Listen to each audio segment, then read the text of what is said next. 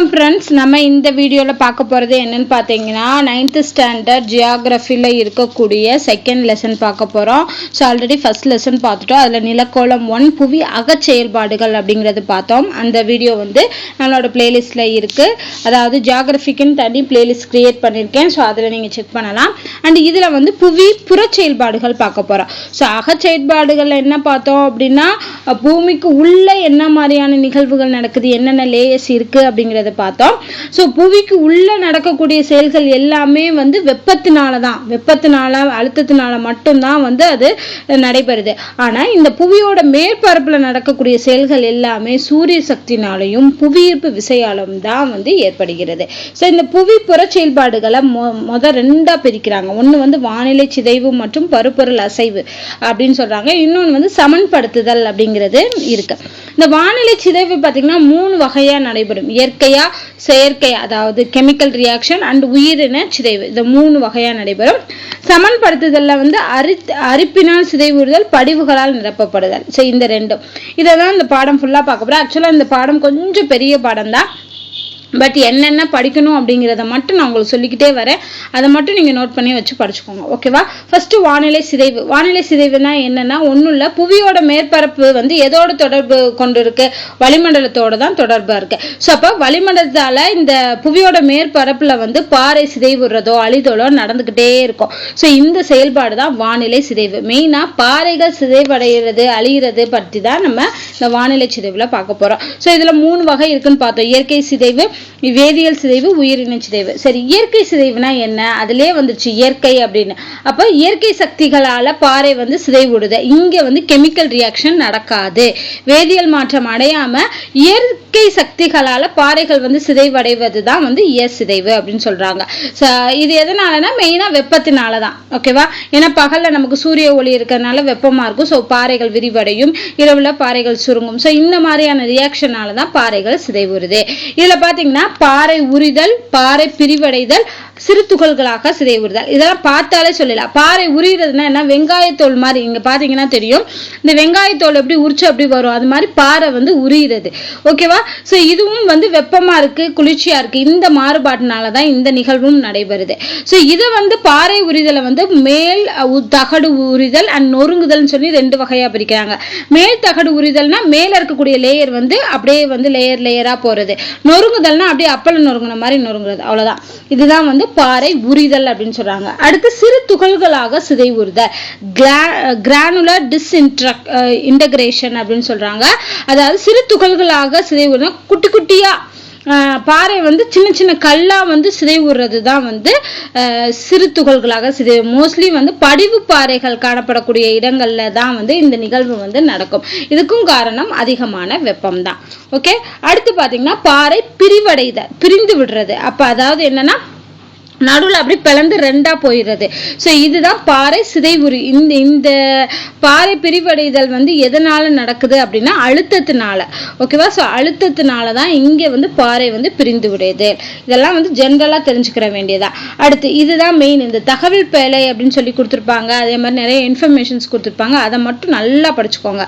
உடைந்த பாறை வானிலை சிதைவுக்கு உட்பட்டு என்ன ஆகும், பாறை உடைஞ்சுதான் நமக்கு மண்ணா மாறுது, ஓகேவா? ஸோ இந்த மண்ணில் பார்த்தீங்கன்னா நிறைய பாறை துகள்களோட என்ன இருக்கும் அப்படின்னா சிதைந்த உயிரினங்கள். சிதைந்த உயிரினங்களோட பேரு தான் ஹியூமஸ் அப்படின்னு சொல்றாங்க. ஹம்மஸ் நினைக்கிறேன், ஹம்மஸ் அப்படின்னு சொல்றாங்க. அப்ப ஒரு மண்ணுங்கிறது நுண்ணிய பாறை துகளும் அந்த உயிரின சிதைவும் சேர்ந்ததுதான் மண் அப்படிங்கிறது. இப்போ இயற்பியல் சிதைவு பார்த்தா, அதாவது இயற்சிதைவுங்கிறது பார்த்தாச்சு. அடுத்து வேதியியல் சிதைவு. இங்க என்னன்னா கெமிக்கல் ரியாக்ஷன்னால ஒரு பாதை சிதைவுறது, வேதியியல் மாற்றத்தினால ஒரு பாதை உடைஞ்சு சிதைவுறது தான் வேதியியல் சிதைவு. ஸோ இதுல என்னென்ன வகை இருக்கு அப்படிங்கிறத பார்ப்போம். அதுக்கு முன்னாடி இது எந்தெந்த இடத்துல இந்த சிதைவு அதிகமா நடைபெறனா நிலநடுக்கோட்டு பகுதி, வெப்பமண்டல பகுதி, மித வெப்பமண்டல பகுதி. இந்த இடத்துல தான் வேதியியல் ரியாக்ஷன்ஸ்னால பாதைகள் சிதைவுறுது. ஸோ என்னென்ன மாதிரியான ரியாக்ஷன்ஸ் வரும்னா ஆக்சிகரணம், ஆக்சிடேஷன் நடக்கும், கார்பனாக்கம், கார்பனேஷன், கரைதல், நீர்கொள்ளல். இந்த 4 நிகழ்வு தான் வேதியியல் மாற்றங்களாக பாறைகளை சிதைக்குது. ஆக்சிகரணம் என்னன்னா அதுக்கு ஆக்சிஜன் தேவை. ஆக்சிஜனால, கார்பன் ஆக்கம்ங்கிறது கார்பன் டை ஆக்சைடுனால, கரைதல் வந்து நீர்னால, நீர்க்கொள்ளல் வந்து ஹைட்ரஜனால. ஸோ இந்த 4 நிகழ்வுனால தான் வந்து பாறைகள் வந்து சிதைவுறுது. ஸோ ஆக்சிகரணம்னா என்னன்னா ஒன்றும் இல்லை, நம்ம இரும்புக்கு சொல்லுவோம்ல அதே மாதிரி தான். பாறையில் இருக்கக்கூடிய இரும்பு தாது வந்து காத்துல இருக்கக்கூடிய ஆக்சிஜனோட வினை புரிஞ்சு இரும்பு ஆக்சைடா மாறுது. ஸோ பார்க்கறதுக்கு உங்களுக்கு பாறையில வந்து தூர்பிடிச்ச மாதிரியான இந்த மாதிரி ரெட் கலரா இருக்கு. இதுக்கு காரணம் அது இரும்பு ஆக்சைடா மாறுறதுனால தான். அப்ப இங்க வந்து ஆக்சிடேஷன் அப்படிங்கிற நிகழ்வு நடந்து அந்த பாறையை வந்து சிதைவுற செய்யுது அப்படின்னு சொல்லியிருப்பாங்க. அடுத்து கார்பன் ஆக்கம்னா என்னன்னா வளிமண்டலத்தில் இருக்கக்கூடிய கார்பன் டை ஆக்சைடு நீர்ல கரைஞ்சு கார்பானிக் அமிலமா மாறுது. இந்த அமிலம் வந்து சுண்ணாம்பு பாறை மீது விழுறதுனால அந்த பாறைகள் வந்து சிதைவடையுது. இதுதான் வந்து கார்பன் ஆக்கம். ஓகேவா? இதனாலதான் குகைகள் உருவாகுது. ஸோ குகைகள் எதன் காரணமாக உருவாகிறது அப்படின்னு கேட்டாங்கன்னா கார்பன் ஆக்கம் காரணமாக தான் குகைகள் உருவாகிறது. ரொம்ப ரொம்ப முக்கியம். குகை எப்படி உருவாகுது? அடுத்து கரைதல், அதாவது பாறைகள் வந்து சில பாறைகள் வந்து கரையும் தன்மையுடைய பாறையா இருக்கும். ஸோ அந்த மாதிரியான பாறை என்ன பண்ணும், நீர்ல கரைஞ்சு அது அப்படியே சிதைஞ்சு போறது, அதுதான் கரைதல். நீர்க்கொள்ளல்னா என்ன, இதுக்கு அப்படியே ஆப்போசிட், தண்ணியா அது ஈர்த்துக்குறோம். அந்த பார்வை வந்து தண்ணியை உறிஞ்சி அப்படி பருத்து போய் அது ரெண்டா பிளவுறது, அதுதான் வந்து நீர்க்கொள்ளல் அப்படின்னு சொல்லியிருப்பாங்க. ஓகே, இப்போ வேதியியல் சிதைவு முடிஞ்சு. அடுத்து உயிரினை சிதைவு. உயிரினை சிதைவு மெயினா என்னன்னா தாவரம் என்ன பண்ணும்னா பாறை இடுக்குகள்ல உள்ள கேப் வழியா வளர்ந்து தாவரத்தோட வேர் வந்து பாறை விரிசல்ல வளர்ந்து ஊடுருவி சென்று அந்த பாறையை சிதைவுற செய்யும், விரிவடைய செய்யும். ஸோ அதனால அப்போ ஒரு உயிரினத்தினால இந்த பாறை சிதைவடைகிறது அப்படிங்கிறது உயிரினை சிதைவு. இதே இது மண்புழுவும் விலங்குகள் எலி முயல் இந்த மாதிரியான செயல்பாடுகள்னாலையும் உயிரினை சிதைவு நடக்குது அப்படின்னு சொல்லியிருப்பாங்க. அவ்வளவுதான், இது முடிஞ்சு. அடுத்து நம்ம இன்னொரு சைடு பார்த்தோம் இல்லையா, இந்த இதுல 2 பார்த்தோம். இந்த பாக்ஸ்ல வந்து 2 பார்த்தோம். என்ன பார்த்தோம்? வானிலை சிதைவுல இந்த 3மே பார்த்தாச்சு. அடுத்து வந்து சமன்படுத்து, இதுதான் பெரிய டாபிக்கா வரும். ஒவ்வொரு சமன்படுத்தலும் அரிப்பினால் என்ன நடக்குது, படிவுகளால் எப்படி நடக்குது அப்படிங்கிறது தான் இந்த அடுத்து பார்க்க போறது. அது கொஞ்சம் பெருசானதா. அடுத்து அதுல எப்படி பார்க்கறது அப்படின்னு பார்ப்போம். ஃபர்ஸ்ட் பாத்தீங்கன்னா நிலமட்டம் சமமாக்குதல். மெயினா இந்த நிலமட்டத்தை சமமாக்குறதுக்கு காரணம் என்னன்னு பாத்தீங்கன்னா ஆறு, இந்த தண்ணி, நிலத்தடி நீர், காற்று, பனியாறு, கடல் அலை, இந்த மாதிரியான நீர் சார்ந்த இயற்கை காரணிகளால் தான் இந்த நிலமட்டம் சமமாக்குதல் அப்படிங்கிறது நடக்குது. ஓகேவா? இதுல மெயினா பாத்தீங்கன்னா அரிப்பினால் சிதைவுறுதல் அண்ட் படிவுகளினால் நிரப்பப்படுதல். இந்த படிவுகளினால் நிரப்பப்படுதல்னா என்னன்னா இந்த இயற்கை காரணிகள்னு சொன்னோம் இல்லையா, ஆறு, பனியாறு, இதனால என்னன்னா ஒரு புதிய நிலத்தோற்றத்தை உருவாக்குச்சு அப்படின்னா அது படிவுகளினால் நிரப்பப்படுதல் அப்படின்னு சொல்றோம். அதே இது அதை அரிச்சிருச்சு, தேய்வுற செஞ்சிருச்சு, இந்த நிலத்தோட மேற்பரப்பு தேய்வுற செஞ்சிருச்சுன்னா அது அரிப்பினால் சிதைவுறுதல். இதுதான். அப்போ ஒரு சமன்படுத்துதல் அமைக்கும் செயல்பாடுகள்ங்கிறது அரித்தல், கடத்துதல், படிய வைத்தல், இது 3ஐயும் சேர்ந்துதான் ஒரு சமன்படுத்துதல் அப்படிங்கிறது உருவாகிறது. இப்ப நிலமட்ட சமமாக்கல் செயல்பாடுகளோட காரணிகள் என்னென்ன காரணங்களுக்காக இந்த நிலமட்ட சமமாக்கல் அப்படிங்கிற செயல்பாடு ஏற்படுது நம்ம ஏற்கனவே பார்த்தோம். இயற்கை காரணியான ஆறு, பனியாறு, இதனால தானே. ஸோ அதை ஒவ்வொன்றா பார்க்க போறோம். இப்போ ஓடும் நீர் இல்லைன்னா ஆறுங்க எடுத்துக்கிறோம். மெயினா அதிக அளவு சமன்படுத்துதல் அப்படிங்கிறது ஆறுகள்னால மட்டும்தான் ஏற்படுது அப்படின்னு சொல்லலாம். ஏன்னா இது வந்து உயரமான பகுதியில இருந்து இங்க சொல்லியிருப்பாங்க. இப்ப உயரமான பகுதியில தான் வந்து ஆறுகள் உருவாகி அது என்ன பண்ணுது அப்படின்னா சமவெளி பகுதிக்கு வருது.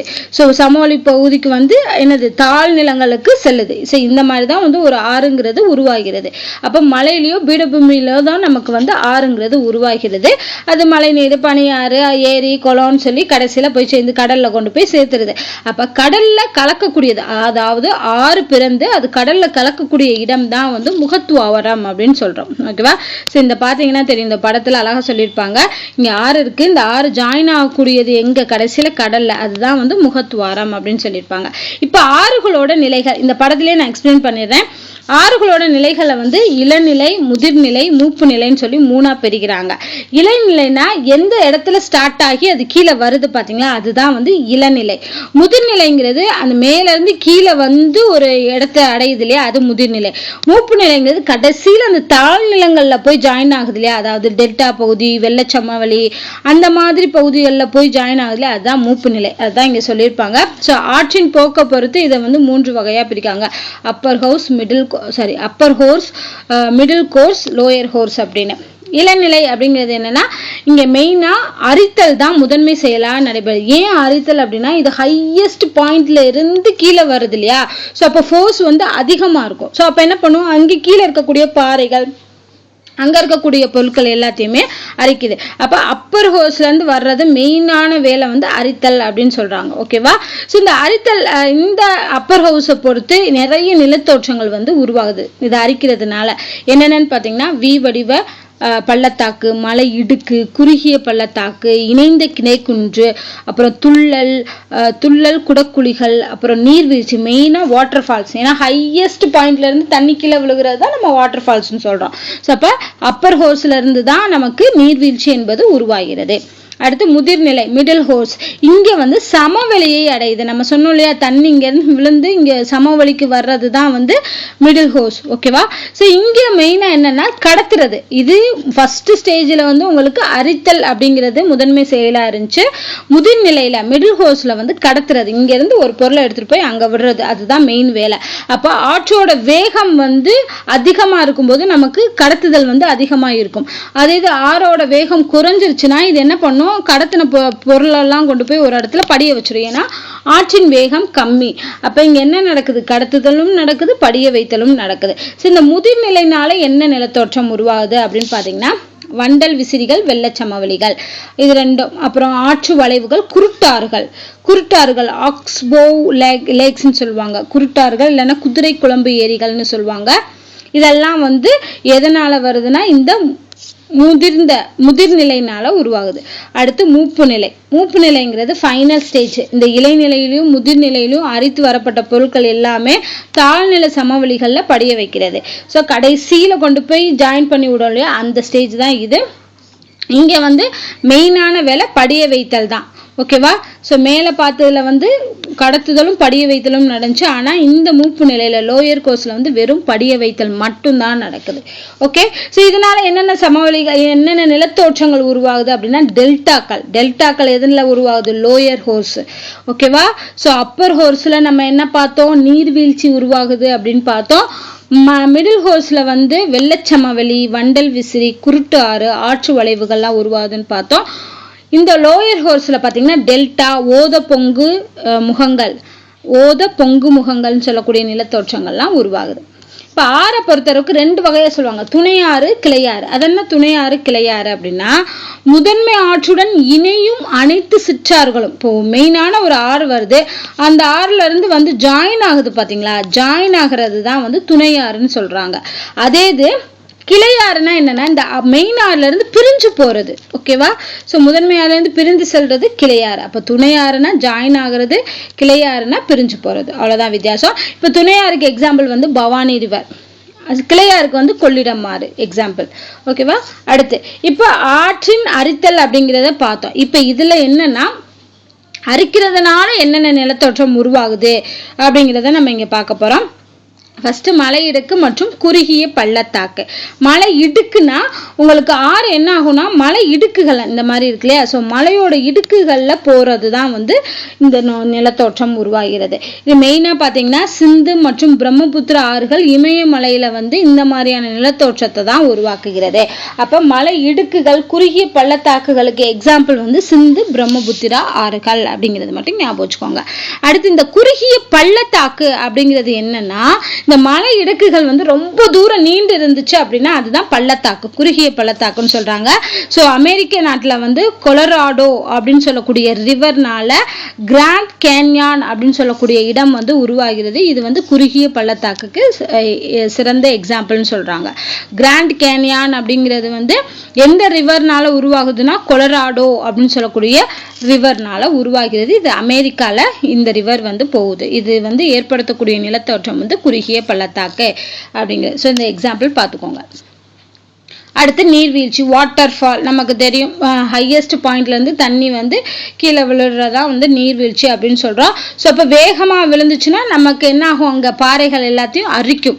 ஸோ அரிக்கிறதுனால உருவாகக்கூடிய அமைப்பு வந்து வீழ்ச்சி குடைவு, அந்த பூல் மாதிரி ஒரு இடம். எப்பயுமே பார்த்தீங்கன்னா வாட்டர் ஃபால் பார்த்தோம்னா வாட்டர் ஃபாலோட கீழே வந்து பூல் மாதிரி இருக்கும். ஓகேவா? ஸ்விம்மிங் பூல் மாதிரி வந்து ரொம்ப ஆழமா இருக்கும். அது காரணம் வந்து அந்த இருக்கக்கூடிய பாறைகள்லாம் அரிச்சு அந்த இடம் உருவாகுது. அதுதான் வந்து வீழ்ச்சி குடைவு பிளங் பூல் அப்படின்னு சொல்றாங்க.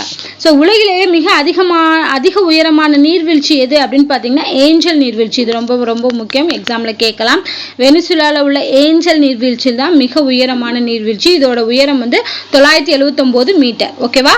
அடுத்து வி வடிவ பள்ளத்தாக்கு. ஸோ இதுல வந்து இந்த படத்திலேயே அழகா சொல்லியிருப்பாங்க. அதாவது ஆற்றின் செங்குத்தான அரிக்கிறதுனால, ஆறு வந்து செங்குத்தா வந்து அரிக்கிறதுனால வி வடிவத்துல நமக்கு ஒரு நிலத்தோற்றத்தை உருவாக்கும். அதுதான் வி வடிவ பள்ளத்தாக்கு. இந்த இருக்கு இல்லையா. ஸோ ஆறு வந்து இங்க விழுந்து வி வடிவத்துல நமக்கு பள்ளத்தாக்க உருவாக்குது. மலை இடுக்கு பார்த்தோம் இல்லையா. ஸோ மலைகளுக்கு நடுவுல ஆறு வந்து பாய்ந்து வர்றதா மலை இடுக்கு. நீர்வீழ்ச்சினா அது வந்து ஹையஸ்ட் பாயிண்ட்ல இருந்து கீழே வந்து விழுகிறதா நீர்வீழ்ச்சி. ஸோ இந்த படத்திலேயே உங்களுக்கு எல்லாத்தையுமே எக்ஸ்பிளைன் பண்ணியிருப்பாங்க. அடுத்து வந்து ஆற்று வளைவுகள். ஆற்று வளைவுகள்னா ஒன்றும் இல்லை, ஆற்றில் இருக்கக்கூடிய படிவுகள் அதிகரிக்கிறதுனால அதோட வேகம் குறைஞ்சு அது வளைஞ்சு போகும். ஓகேவா. ஸோ இந்த வளைவுகள் தான் ஆற்று வளைவுகள்னு சொல்றோம். இதுலயே வந்து குருட்டாறுன்னு ஒண்ணு பார்த்தோம். குருட்டாறு அல்லது குதிரை குழம்பு ஏரி, இது ரொம்ப ரொம்ப முக்கியம். இது என்ன அப்படின்னு பாத்தீங்கன்னா, இந்த ஆற்று வளைவு கொஞ்ச நாள் என்ன ஆகுனா பெருசாகி ஒரு வளையமா மாறிடுமா. அந்த வளையம் தான் வந்து இந்த குருட்டாறு இல்லைன்னா குதிரை குழம்பு ஏரி அப்படின்னு சொல்றாங்க. ஓகேவா. ஸோ அப்ப இந்த வளையம் வந்து என்ன ஆயிரும், இப்படி வளைஞ்சு வர்றது ஒரு வளையம் மாதிரி உருவாகி ஒரு ஏரி மாதிரி நமக்கு காட்சி அளிக்கும். ஓகேவா. ஸோ இதுக்கு பேரு தான் குதிரை குழம்பு ஏரி இல்லைன்னா குருட்டாறு அப்படின்னு சொல்றாங்க. இந்த குருட்டாறு ஆசியாவிலேயே மிகப்பெரிய நன்னீர் குருட்டாறு எதுன்னு பாத்தீங்கன்னா பீகார்ல உள்ள கன்வர் ஏரி தான். இது ரொம்ப ரொம்ப முக்கியம். ஸோ நன்னீர் குருட்டாறு, மிகப்பெரிய நன்னீர் குருட்டாறு ஆசியாவில் எங்க இருக்குன்னா நம்ம இந்தியாவில் உள்ள பீகார்ல கன்வர் ஏரி. அதே இது உலக அளவுல வந்து பெரிய குருட்டாறு எது அப்படின்னு பாத்தீங்கன்னா சிக்காட் ஏரி. சிக்காட் ஏரி வந்து அமெரிக்காவில் அர்கன்சாஸ்ங்கிற பகுதியில இருக்கு சிக்காட் ஏரி. ஓகேவா. இந்த ரெண்டு ஏரியும் ஞாபகம் வச்சுக்கோங்க, கன்வர் ஏரி இன்னொன்னு சிக்காட் ஏரி. இது ரெண்டுமே குருட்டாருக்கு எக்ஸாம்பிள், குருட்டாறு இருக்கக்கூடிய பகுதி. இப்ப இதோட பாத்தீங்கன்னா ஆற்றுனால ஆறு அரிக்கப்படுறதுனால என்ன நிலத்தோற்றம் உருவாச்சுன்னு பார்த்தோம். இப்ப ஆறு படிய வைக்கணும் என்ன, கடத்தி கொண்டு வரக்கூடிய பொருளை அங்கங்க படிய வச்சிரும். ஓகேவா. ஸோ அதனால என்ன மாதிரியான நிலத்தோற்றம் உருவாகிறது அப்படிங்கிறத பார்ப்போம். ஃபர்ஸ்ட் பாத்தீங்கன்னா வண்டல் விசிறினா என்னன்னா, ஆறு கடத்திட்டு வர பொருளை என்ன பண்ணணும்னா மலை அடிவாரத்துலயோ இல்லை ஏதாவது தடுப்பு இருக்கக்கூடிய இடத்துலயோ கொண்டு போய் படிய வச்சிடும். ஸோ அப்படி படிய வைக்கும்போது விசிறி கொம்பு மாதிரி ஒரு வடிவத்துல படிய வச்சுச்சு அப்படின்னா அதுதான் வண்டல் விசிறி. அடுத்து வெள்ளச்சமவெளினா என்ன, ஆத்துல வெள்ளம் போகும். ஸோ அப்படி வெள்ளத்தினால உங்களுக்கு வந்து படிவுகள் நடைபெறுது அப்படின்னா அது வெள்ளச்சமவெளி. அது வந்து ஒரு வெள்ளச்சமவெளியை உருவாக்கும். அது இப்ப ஆறு என்ன பண்ணா வேகமா தண்ணியில இருக்கக்கூடிய பொருளை கொண்டு வந்து கரையோரத்துல வந்து சேர்த்துக்கிட்டே இருக்கும். ஸோ அப்போ கரையோரம் மட்டும் என்ன ஆகும்னா அங்க வந்து அதிகமான மேடு மாதிரி வந்து உங்களுக்கு இருக்கும். அதுக்கு பேரு வெள்ளத்தடுப்பு அணைகள். அப்போ அந்த ஆற்றை சுத்தி உங்களுக்கு தடுப்பணைகள் மாதிரி உருவாக்கிடும். முகத்துவாரம் ஏற்கனவே பார்த்தோம், ஆறு கடல்ல சேரக்கூடிய பகுதி தான் முகத்துவாரம் அப்படின்னு பார்த்தோம். இந்தியால பாத்தீங்கன்னா நர்மதா தபதி தான் வந்து முகத்துவாரமா இருக்கு. அடுத்து டெல்டா ரொம்ப முக்கியம். ஏன்னா டெல்டாவை பாத்தீங்கன்னா ஆற்றோட முகத்துவாரத்துல படிவுகள் கொண்டு வந்து படியப்படும். ஏன்னா அதான் கடைசி எண்டு. ஸோ அந்த எண்டுல கொண்டு வந்து படிவுகளை படி வைக்கும் போது முக்கோண வடிவத்துல படிய வச்சுச்சு அப்படின்னா அதுதான் டெல்டா. ஓகேவா. ஸோ டெல்டா அப்படின்னு பாத்தீங்கன்னா நம்ம தமிழ்நாட்டுல காவேரி டெல்டா. இந்த டெல்டால பாத்தீங்கன்னா தாதுக்கள் நிறைஞ்சிருக்கும். ஓகேவா. அது சொல்லியிருப்பாங்க. அடுத்து தகவல் பேழையில பாத்தீங்கன்னா உலகிலேயே மிகப்பெரிய டெல்டா எது அப்படின்னு பாத்தீங்கன்னா சுந்தரவன டெல்டா தான். இது எதனால இந்த டெல்டா உருவாகினா கங்கை பிரம்மபுத்திரா ஆறுகள்னால தான் வந்து இந்த டெல்டா உருவாகி. இது ரொம்ப ரொம்ப முக்கியம். ஸோ உலகிலேயே மிகப்பெரிய டெல்டா எதுன்னு கேட்டாங்கன்னா சுந்தரவன டெல்டா. இது எந்த ஆறுகள்னால உருவாக்கப்பட்டனா கங்கை பிரம்மபுத்திரா. அடுத்து பார்த்தோம்னா உலகின் மிகவும் அறியப்பட்ட வெப்ப நீரூற்று. உலகில் மிகவும் அறியப்பட்ட வெப்ப நீரூற்று எதுன்னு பாத்தீங்கன்னா ஓல்டு ஃபெய்த்ஃபுல் அப்படின்னு சொல்லக்கூடிய நீரூற்று தான். இது எங்க இருக்கு அப்படின்னா எல்லோ ஸ்டோன் நேஷனல் பூங்கால இருக்கு. எல்லோ ஸ்டோன் நேஷனல் பூங்காங்கிறது வந்து அமெரிக்கால இருக்கக்கூடியது. அங்க இருக்கக்கூடிய ஓல்டு ஃபெய்த்ஃபுல் அப்படிங்கிற வெப்ப நீரூற்று தான் உலகிலேயே மிகவும் அறியப்பட்ட வெப்ப நீரூற்று. ஸோ இந்த மாதிரி இன்ஃபர்மேஷன் எக்ஸ்ட்ரா கொடுத்துருக்காங்களே அதெல்லாம் நல்லா படிச்சு வச்சுக்கோங்க. இப்போ ஆறு முடிஞ்சிருச்சு. ஆற்றோட அரிப்பினால ஏற்படக்கூடிய நிலத்தோற்றம், ஆற்றோட படிவுனால ஏற்படக்கூடிய நிலத்தோற்றம் பார்த்துட்டோம். இப்ப நம்ம என்ன பார்க்க போறோம்னா சுண்ணாம்பு பிரதேசத்துல ஏற்படக்கூடிய நிலத்தோற்றங்கள் பார்க்க போறோம். சுண்ணாம்பு நில பிரதேசங்கள்னா என்னன்னா ஒண்ணும் இல்ல, நிலத்தடி நீர் அப்புறம் நிலவாட்டம் அமைக்கும் செயல்களினால ஒரு விதமான நிலத்தோற்றம் ஏற்படும் இல்லையா, அதுதான் இந்த நிலத்தோற்றம். ஸோ இங்க என்னன்னா இங்க இருக்கக்கூடிய பாறைகள் என்ன பண்ணும்னா, பாறைகள் இருக்கக்கூடிய சுண்ணாம்புக்கல், டாலமைட், ஜிப்சம் இதெல்லாம் வந்து பாத்தீங்கன்னா நீர்ல கரைக்கூடிய தன்மை உடையதா இருக்கும். அதனாலதான் இது சுண்ணாம்பு பிரதேச நிலத்தோற்றங்கள் அப்படின்னு சொல்றாங்க. ஸோ அதுல வந்து மெயினா என்ன தெரிஞ்சுக்கணும்னா, இங்க மார்க் பண்ணிருக்கேன் பாருங்க, உலகிலேயே மிகப்பெரிய சுண்ணாம்பு பிரதேச நிலத்தோற்றம் எங்க இருக்கு அப்படின்னா ஆஸ்திரேலியாவோட நல்லர்பார் அப்படின்னு சொல்லக்கூடிய நிலத்தோற்றம் தான் வந்து உலகிலேயே மிகப்பெரிய சுண்ணாம்பு பிரதேச நிலத்தோற்றம். இது ரொம்ப ரொம்ப முக்கியம், நல்லர்பார்ங்கிறதை ஞாபகம் வச்சுக்கோங்க. அடுத்து தகவல் பேழையில இங்க சொல்லியிருப்பாங்க இந்தியாவில் எங்கெங்கெல்லாம் சுண்ணாம்பு பிரதேச நிலத்தோற்றம் இருக்கு அப்படின்னு. மேற்கு பீகார்ல குப்ததாம் குகை, உத்தரகாண்ட்ல ராபர்ட் குகை மற்றும் தப்கேஸ்வர் கோயில், மத்திய பிரதேசத்துல பச்மாரி மலை, பாண்டவர் குகை, சத்தீஸ்கர்ல வந்து குடும்சர் குகை, ஆந்திர பிரதேசத்துல போரா குகைகள். இது எல்லாமே சுண்ணாம்பு பிரதேச நிலத்தோற்றம். அடுத்து நிலத்தடி நீர் அரிக்கிறதுனால உருவாகக்கூடிய நிலத்தோற்றம், அடுத்து வந்து நிலத்தடி நீர் படிகிறதுனால உருவாகக்கூடிய நிலத்தோற்றம். இது ரெண்டையும் பார்ப்போம். இப்ப அரிக்கிறதுனால என்ன ஆகும் அப்படின்னு பார்ப்போம். ஸோ இங்க என்னன்னா சுண்ணாம்பு நில பிரதேசங்கள்ல உங்களுக்கு கார்பன் டை ஆக்சைடு இருக்கும் இல்லையா, அது மழை நீர்ல விழும்போது அது சுண்ணாம்போட வினை புரிஞ்சு அதை கரைக்கும், அந்த பாறைகளை கரைச்சு சிதைச்சு விடும். ஸோ இதுதான் வந்து அங்க நடைபெறக்கூடிய அரித்தலுக்கு மிக முக்கிய காரணம். ஓகேவா? ஸோ இங்க பாத்தீங்கன்னா என்னென்ன மாதிரியான நிலத்தோற்றம் உருவாகிறது அப்படின்னா, டெட்ராரோசா, லாப்பிஸ், உறிஞ்சு துளை, மழை நீரால் கரைந்து உண்டான குடைவு, டோலின், யுவாலா, போல்ஜே, அப்புறம் குகைகள் மற்றும் அடிநில குகைகள். இந்த நிலத்தோற்றங்கள் எல்லாமே நிலத்தடி நீர் அரிக்கிறதுனால உருவாகக்கூடியது. சில ஒவ்வொன்றையும் பார்ப்போம். டெட்ராரோசா அப்படின்னா என்னன்னா இத்தாலிய மொழியில செம்மண் அர்த்தம். இது என்ன ஆகும்னா நிலத்தடி நீர்ல சுண்ணாம்பு நிலப்பிரதேசத்துல உள்ள சுண்ணாம்பு மண் கரைஞ்சு அது ரெட் கலரான செம்மண் மாதிரியா படிய வச்சிடும். இந்த இங்க படத்துல பாத்தீங்கன்னா தெரியும், செம்மண் மாதிரியான நிலத்தோற்றத்தை உருவாக்குகிறது. அது வந்து இந்த சிகப்பு நிறத்திற்கு காரணம் இரும்பு ஆக்சைடு. இங்க இரும்பு ஆக்சைடு அதிகமா இருக்கிறதுனாலதான் சிகப்பு நிறமா காணப்படுகிறது. அடுத்து லாப்பிஸ்னா என்னன்னா கரடு முரடா உள்ள சுண்ணாம்பு பாறைகளுக்கு இடையில வந்து நிலத்தடி நீர் ஓடி வந்து அரிப்பை ஏற்படுத்தி அங்கங்க குடைவுகளை உருவாக்கும். இதுக்கு பேர் தான் லாப்பிஸ். ஓகேவா? அடுத்து உறிஞ்சு துளை என்னன்னா இங்க வந்து புனல் வடிவத்துல பள்ளத்தை உருவாக்கக்கூடியது, அதுதான் வந்து உறிஞ்சு துளைகள் எனப்படும். இதோட ஆழம் பாத்தீங்கன்னா 3 மீட்டர்ல இருந்து 9 மீட்டர் வரைக்கும் ஆழமா இருக்கலாம். அடுத்து இந்த மாதிரியான ஆழமான உறிஞ்சு துளைகள் எங்க இருக்கு அப்படின்னா சைனாவில் 2172 அடி ஆழத்துல காணப்படக்கூடிய சைனோசை ஜியான்காங் அப்படிங்கிறது தான் வந்து உலகிலேயே மிக ஆழமான உறிஞ்சு துளை அப்படின்னு சொல்றாங்க. அதே மாதிரி அமெரிக்காலையும் நிறைய உறிஞ்சு துளைகள் இருக்கு. பட் ஆழமானது சைனாவில் உள்ள சைனோசை ஜியான்காங் அப்படிங்கிறதா, அதை மட்டும் ஞாபகம் வச்சுக்கோங்க. அடுத்து குகைகள் மற்றும் அடிநில குகைகள் வந்து எதனால உருவாகுது அப்படின்னு பாத்தீங்கன்னா கரியமில வாயு சுண்ணாம்பு பாறைகள்ல வினைபுரிவதால நமக்கு வெற்றிட குகை வந்து உருவாகிறது. ஓகேவா? ஸோ கார்பன் டை ஆக்சைடுனால தான் உருவாகுது. நான் ஏற்கனவே பார்த்தோம், கார்பன் ஆக்கம் மூலமானதான் குகை உருவாகிறது அப்படின்னு பார்த்தோம் இல்லையா? ஸோ இந்த மாதிரியான குகைகள் வந்து நம்ம மேற்கு பீகார்ல உள்ள குப்ததாம் குகைகள் தான் வந்து இதுக்கு எடுத்துக்காட்டு. அடுத்து அடிநில குகைகள் அப்படிங்கிறதோட ஏற்படக்கூடிய நிலத்தோற்றம் என்னன்னு பாத்தீங்கன்னா ஸ்பீலியோதெம்ஸ். இந்த குகை அடிநில குகைகளால் ஏற்படக்கூடிய நிலத்தோற்றத்துக்கு பேர் தான் ஸ்பீலியோதெம்ஸ் அப்படிங்கிறது.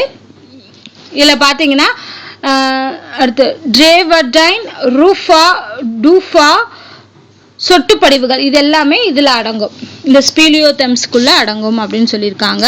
அடுத்து இதுதான் அந்த குகை மாதிரியான நிலத்தோற்றம்.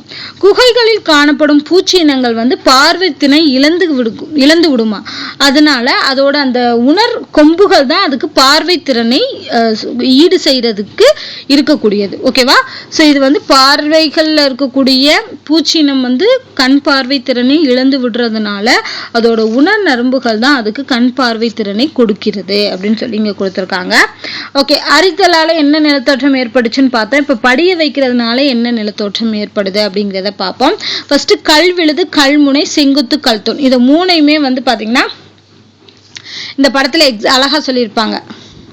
இந்த மெயினா என்னன்னா இந்த கூரைகள் இருக்கு இல்லையா, குகையோட கூரை மேல இருக்கக்கூடிய கூரையிலிருந்து கால்சியம் கார்பனேட் கலந்த நீர் வந்து நீராவியா மாறும்போது கால்சைட் விழுதுகளாக மாறும். இந்த விழுது மேல இருந்து கீழே நோக்கி இருந்துச்சுன்னா அது கல் விழுது. அதே இது கீழே இருந்து மேல நோக்கி செங்குத்தா இருந்துச்சுன்னா கல் முனை. மேல இருந்து கீழே வரைக்கும் ஒரு தூண் மாதிரி இருந்துச்சு அப்படின்னா அது கல் தூண். அவ்வளவுதான். இந்த மூணும் வந்து இந்த பிக்சர்லயே சொல்லிடலாம். இது மெயினா வந்து கால்சியம் கார்பனேட் கலந்த நீராவியாகி கால்சைட் விழுதாக மாறுறதுதான் இந்த கல் விழுது, கல் தூண், கல் முனை உருவாகிறதுக்கு மெயின் காரணம். அடுத்து பனியாருக்கு வந்துட்டோம். கிளேசியர்னு சொல்லுவோம். பனியார்னா ஒண்ணும் இல்லை, பனிக்கட்டிகள் நகர்றதுதான் வந்து பனியாறு. ஓகேவா? இந்த பனியாறு என்ன செய்யும் அப்படின்னா, பனியை கொண்டு போய் ஒரு இடத்துல குவிச்சிச்சு அப்படின்னா அது பனி குவியல், பனி வயல் அப்படின்னு சொல்றாங்க. ஸோ அது மட்டும் இல்லாம உயரமான பகுதிகளிலும் உயர் அச்சங்களிலும் நிரந்தரமாக பனி மூடி இருக்கும் பகுதியின் எல்லைக்கோடு தான் உறைப்பனிக்கோடு. ஸோ இந்த 3 டேர்மை மட்டும் இதுல ஞாபகம் வச்சுக்கோங்க. அடுத்து வந்து உறைப்பனிக்கோடு வந்து எங்க அதிகமாக காணப்படுதுன்னா ஆல்ப்ஸ் மலைகள்ல காணப்படுது. 2700 மீட்டர் வரைக்கும் உறைப்பனிக்கோடு காணப்படுது. அதே இது வந்து கிரீன்லாந்துல வந்து 600 மீட்டர் வரைக்கும் இருக்கு. ஓகேவா? ஸோ எங்க உறைப்பனிக்கோடு அதிக நீளம் காணப்படுதுன்னா ஆல்ப்ஸ் மலையில தான் அதிக நீளம் வந்து காணப்படுது. அடுத்து பாத்தீங்கன்னா என்ன சொல்லியிருப்பாங்கன்னா பனியாறு. இப்ப வந்து பனியாறு அரிக்கிறதுனால என்ன நிலத்தோற்றம் உருவாகிறது, அது படிய வைக்கிறதுனால என்ன நிலத்தோற்றம் உருவாகிறது அப்படிங்கிறத பார்க்க போறோம். ஸோ அரிக்கிறதுனால என்ன நிலத்தோற்றம் அப்படின்னா சர்க்கு, அரட்டு, மேட்டர்ஹார்ன், யூ வடிவ பள்ளத்தாக்கு, தொங்கும் பள்ளத்தாக்கு, பனியாறு குடா, இது எல்லாமே உருவாகிறது.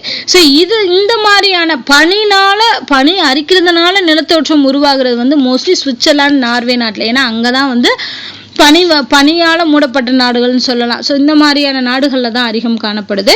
ஃபர்ஸ்ட் பாத்தீங்கன்னா சர்க்குங்கிறது நாற்காலி வடிவம் போன்று உங்களுக்கு ஒரு அந்த அரிப்புகள் ஏற்பட்டுச்சு அப்படின்னா அந்த இதுதான் வந்து சர்க்குன்னு சொல்றோம். ஸோ சர்க்குனா நாற்காலி அப்படின்னு ஞாபகம் வச்சுக்கோங்க. அரட்டுனா என்னன்னா அரிக்கப்பட்ட சரக்குகள் வந்து கத்திமுனை போன்ற கூரிய வடிவத்தோடு காட்சி அளித்துச்சு அப்படின்னா அது அரட்டு. ஸோ அப்ப மேல பார்த்த சர்க்கு வந்து நாற்காலி வடிவம், இந்த அரட்டு வந்து கத்தி வடிவம், கத்தி முனை மாதிரியான வடிவம். பிரமிடு சிகரம்னா நமக்கு தெரியும், பிரமிடு மாதிரியான வடிவத்தை பெறும். இதுக்கு எக்ஸாம்பிள் பாத்தீங்கன்னா மெட்டர்ஹார்ன், எடுத்துக்காட்டு வந்து மெட்டர்ஹார்ன். பிரமிடு வடிவத்தை பெறும் நிலத்தோற்றத்துக்கு பேர் வந்து மெட்டர்ஹார்ன் சொல்றாங்க. அடுத்து யூ வடிவ பள்ளத்தாக்குனா ஒண்ணும் இல்ல, ஆற்று பள்ளத்தாக்கின் வழியே பனியார் நகரும் போது அது வந்து யூ வடிவத்துல நமக்கு பள்ளத்தாக்கு உருவாச்சு, அரிச்சிச்சு அப்படின்னா அது யூ வடிவ பள்ளத்தாக்கு. ஓகே.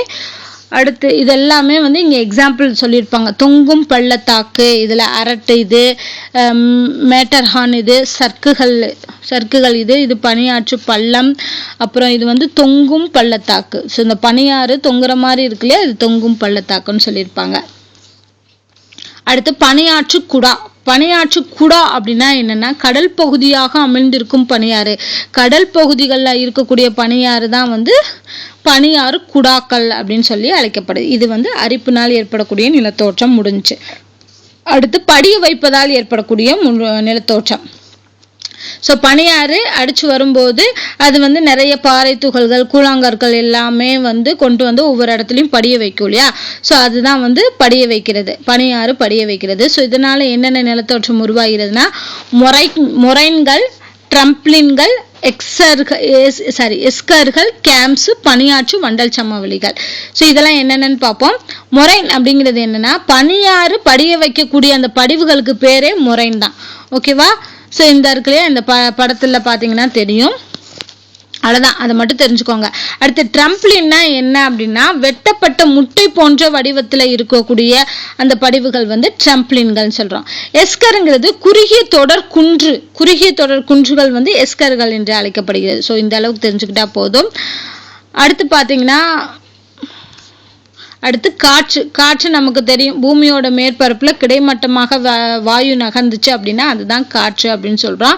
காற்று என்னென்ன பண்ணும், அரிக்கும், கடத்தும், படிய வைக்கும். இந்த 3 செயலுமே செய்யும். ஸோ இந்த செயலுக்கு பேர் தான் ஏயோலியன் செயல்பாடு. ஸோ ஏயோலியன் செயல்பாடுனா காற்றோட அரித்தல், படிய வைத்தல், கடத்துதல் செயல்பாடுகள் தான். இப்ப காற்று அரிக்கிறதுனால என்ன மாதிரியான நிலத்தோற்றம் உருவாகுனா காளான் பாறை, இன்சல்பர்க், யார்டங். காளான் பாறைனா என்னன்னா ஒரு பாறையில வேகமா காத்து வீசி படும்போது என்ன ஆகுதுன்னா மேல இருக்க பகுதியை விட அந்த அடிப்பகுதியில தான் அந்த பாறைகள் வந்து அடிக்கப்பட்டு பார்க்கறதுக்கு ஒரு குடைக்காளான் மாதிரியான அமைப்பை உருவாக்குகிறது. இதுக்கு இன்னொரு பேர் வந்து பீடப்பாறைகள்னு சொல்றாங்க, பெடஸ்டல் ராக்ஸ் அப்படின்னு சொல்றாங்க. ஸோ இதுதான் வந்து காளான் பாறை. ஸோ மோஸ்ட்லி இந்தியாவில் பார்த்தீங்கன்னா ஜோத்பூர்ல, ராஜஸ்தான் ஜோத்பூர்ல தான் இந்த மாதிரியான காளான் பாறைகள் காணப்படுது. அடுத்து இன்சல்பர்க் அப்படிங்கிறது என்னன்னா குன்று, ஒரு தனியா ஒரு குட்டி மலை இருக்கும் இல்லையா, அந்த மாதிரியான ஒரு அமைப்பை உருவாக்குறது. இந்த இடத்துல என்னன்னா உங்களுக்கு அரிக்காம காத்து வீசி வீசி அங்க இருக்க மண்ணை கொண்டு வந்து ஒரு இடத்துல வந்து சேமிச்சு வைக்குது. ஸோ அப்படி வைக்கும்போது அது உயர்ந்து ஒரு மாதிரியான நிலத்தோற்றத்தை உருவாக்கும். இதுக்கு பேர் இன்சல்பர்க்னா தீவு மலைன்னு அர்த்தமா, ஒரு குட்டியா தீவு மாதிரி மலை மாதிரி இருக்கிறதுனால. ஸோ இது வந்து எக்ஸாம்பிள் எங்க இருக்கு அப்படின்னு பாத்தீங்கன்னா ஆஸ்திரேலியாவில் உள்ள உலுரு எய்ட்ஸ்ன்னு சொல்லக்கூடிய பாறைகள் வந்து இந்த மாதிரியான தனித்த குன்றுகள் அல்லது ஒண்டி மலைன்னு சொல்றாங்க, இன்சல்பர்க் மலைகள் அப்படின்னு சொல்றாங்க. அடுத்து யாட்டங்கிறது என்னன்னா, அதாவது பாறைகள் வந்து எல்லா பாறையுமே ஒரே மாதிரி இருக்கும்னு சொல்ல முடியாது. சில பாறைகள் வந்து கடினமா இருக்கும், சில பாறைகள் வந்து மென்பாறைகா இருக்கும். ஸோ மென்பாறைகள் என்ன பண்ணும், காத்து வீசும்போது ஈஸியா உடைஞ்சிரும், அரிக்கப்படும். ஆனா அந்த கடின பாறைகள் அந்த அளவுக்கு அரிக்கப்படாது. ஸோ இந்த மாதிரி ஒழுங்கற்ற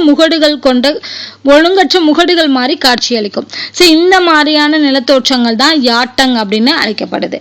இது வந்து காற்று அரிக்கிறதுனால ஏற்படக்கூடிய நிலத்தோற்றங்கள். இப்போ படிய வைக்கிறதுனால என்ன நிலத்தோற்றங்கள் வருகிறது அப்படின்னு பாத்தீங்கன்னா மணல் மேடு. நம்ம ஏற்கனவே பார்த்தோம், மண் வந்து ஒரு இடத்துல கொண்டு வந்து போட்டுச்சு அப்படின்னா அது ஒரு குன்று மாதிரி சின்ன மேடு மாதிரி இருக்கும், அதுதான் மணல் மேடு.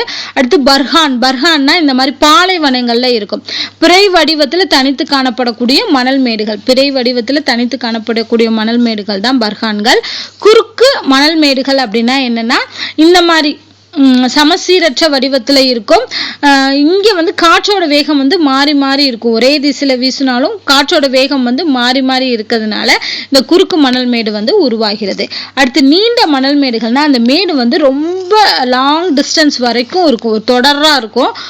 இது வந்து பாத்தீங்கன்னா சஹாராவில் செய்ப்ஸ் அப்படின்னு சொல்லக்கூடிய சஹாராவில் செய்ப்ஸ் என்று அழைக்கப்படுகிறது இந்த மாதிரியான நீண்ட மணல் மேடுகள். ஓகேவா? அடுத்து வேற என்ன சொல்றோம், காற்றடி வண்டல்கள் அப்படிங்கிறது பரந்த பிரதேசத்தில் படிய வைக்கப்படக்கூடிய மென்மையான மற்றும் நுண்ணிய படிவுகள் தான் காற்றடி வண்டல்கள். இது மோஸ்ட்லி எங்கன்னா அர்ஜென்டினாவோட பாம்பாஸ், அப்புறம் உக்ரைன் மற்றும் வட இந்தியாவில் உள்ள மிசிசிப்பி பள்ளத்தாக்குல இந்த மாதிரியான காற்றடி வண்டல்கள் வந்து இருக்கு. ஓகே, ஸோ இன்னும் வந்து நின்றுக்கிட்டே தான் இருக்குது இந்த படம். கொஞ்சம் வாஸ்டான படம் தான். நான் எது இம்பார்ட்டன்ட் சொல்லியிருக்கணும் அதை மட்டும் படிச்சுக்கோங்க. சீனாவில் உள்ள காற்றடி வண்டல் பீடபூமி தான் மிக கனமான காற்றடி வண்டல் படிவு. ஸோ எங்கே இருக்கக்கூடிய காற்றடி வண்டல் பீடபூமி தான் பெருசு அப்படின்னு பார்த்தீங்கன்னா கனமானதுன்னா சைனாவில் இருக்கக்கூடியதான். இதோட உயரம் 335 மீட்டர். அடுத்து வேவ்ஸ் நமக்கு தெரியும், கடல் நீர் வந்து மேலெலும்பி வர்றதான் கடல் அலைகள். அதை அரிக்கிறதுனால என்ன வருதுன்னா கடல் ஓங்கல்னு சொல்லுவாங்க. கடலை நோக்கி இருக்கக்கூடிய பாறைகள் மீது என்ன பண்ணும் அப்படின்னா அந்த அலை மோதி மோதி அந்த பாறையை அரிச்சு உங்களுக்கு வந்து அந்த செங்குத்தான பாறையா உருவாகும். ஓகேவா? அந்த மாதிரியானதுதான் வந்து ஓங்கல்னு சொல்றாங்க. கடல் குகைனா இந்த ஓங்கல்லையும் திருப்பி திருப்பி கடல் அலை வரும்போது அங்க வந்து ஒரு குகையை உருவாக்கும், அதுதான் இந்த கடல் குகை, சீ கேவ்னு சொல்லுவாங்க. அது எது கடல் வளைவு அப்படின்னா இந்த படத்தை பார்த்தீங்கன்னா தெரியும். நிறைய பாடல்கள் எல்லாம் பார்த்துருப்போம். இந்த மாதிரி கடல் வளைவு அதாவது நடுவில் மட்டும் அரைச்சிருக்கும், இந்த சைடு விட்டுட்டு நடுவில் மட்டும் அரைச்சிருக்கிறது தான் கடல் வளைவு. இந்த மாதிரியான பாறைகள் வந்து நீல்தீவு, அந்தமானோட நீல்தீவில் காணப்படுது. ஸோ நீல்தீவு ஆர்ச் வந்து எங்கே காணப்படுதுன்னு நீல்தீவில். அடுத்து கடல் தூண். ஓகேவா? ஒரு தூண் மாதிரி காட்சி அளிக்கும் பாறைகள், அதுதான் வந்து கடல் தூண். இதுவும் வந்து ஸ்காட்லாந்துல உள்ள ஓல்ட் மேன் ஆஃப் ஹோய் அப்படின்னு சொல்லக்கூடியது வந்து இந்த கடல் தூணுக்கு எக்ஸாம்பிள். அடுத்து அலை அரிமேடை அப்படிங்கிறது இந்த ஓதங்கள் மீது அலைகள் மோதுவதால சற்று உயரத்தில் அரித்தல் ஏற்பட்டு அலை அரிமேடை வந்து தோன்றுகிறது. இதுல பாத்தீங்கன்னா அரிமேடை, பெஞ்சு, திடல், சமவெளி இந்த பெயர்லாம் வந்து இதுக்கு அலை அரிமேடையோட வேறொரு பெயர். அடுத்து படிவு நிலத்தோற்றம், அவ்வளவுதான், இதோட முடிஞ்சு. கடற்கரை நமக்கு தெரியும், கடல் அலைகள் வந்து அரிக்கப்பட்டு மணல் மற்றும் சரளைகளால கடலோரத்துல பழைய வைக்கப்படுறதான் கடற்கரையா நமக்கு பீச் எப்படி வருது, இந்த பீச் மண்ணெல்லாம் வந்து நம்மளா உருவாக்குன கிடையாது, அந்த கடல் அலைகள் கொண்டு வந்து போடக்கூடிய படிவுகளை தான் இந்த பீச் மண்ணுன்னு சொல்றோம். ஓகேவா? ஸோ மெயின் முக்கியம் வந்து அதை கொண்டு வந்து படிய வைக்கிறதா அந்த அலைகளோட மிக முக்கிய வேலை. ஸோ மும்பையில் பார்த்தீங்கன்னா ஜூஹு கடற்கரை, சென்னையில் மெரினா கடற்கரை எல்லாமே வந்து இந்த மாதிரி படிய வைக்கப்பட்டது. அடுத்து ஒடிசாவின் பூரி கடற்கரை எல்லாமே மெரினா கடற்கரையும் இந்த மாதிரி உருவானதான். அடுத்து மணல் திட்டுனா என்னன்னா கடற்கரையிலே அங்கங்க வந்து உங்களுக்கு மணல் படிவுகளால ஒரு நிலத்தோற்றம் உருவாகும் இல்லையா, அதான் மணல் திட்டு அப்படின்னு சொல்றாங்க. அடுத்து நீண்ட மணல் திட்டுனா இந்த மாதிரி ரொம்ப தூரத்துக்கு கடலுக்கு நடுவுலயே பாத்தீங்கன்னா நடுவுல மண்ணால ஒரு தீவு மாதிரி இருக்கும். ஸோ இதுதான் வந்து நீண்ட மணல் திட்டு என்று அழைக்கப்படுகிறது. ஸோ இது வந்து எங்க பார்க்கலாம்னா ஆந்திரா மற்றும் காக்கிநாடாவில் பார்க்கலாம். ஆந்திராவில் உள்ள காக்கிநாடாவில். ஸோ இதோட பார்த்தீங்கன்னா இந்த பாடம் வந்து ரொம்ப முடிஞ்சிருச்சு. ஸோ ரொம்ப பெரிய பாடம் தான். நான் என்னென்ன அப்படிங்கிறத சொல்லியிருக்கேன். நான் எது இம்பார்ட்டன்ட் சொல்லியிருக்கேனோ அதை மட்டும் படிங்க.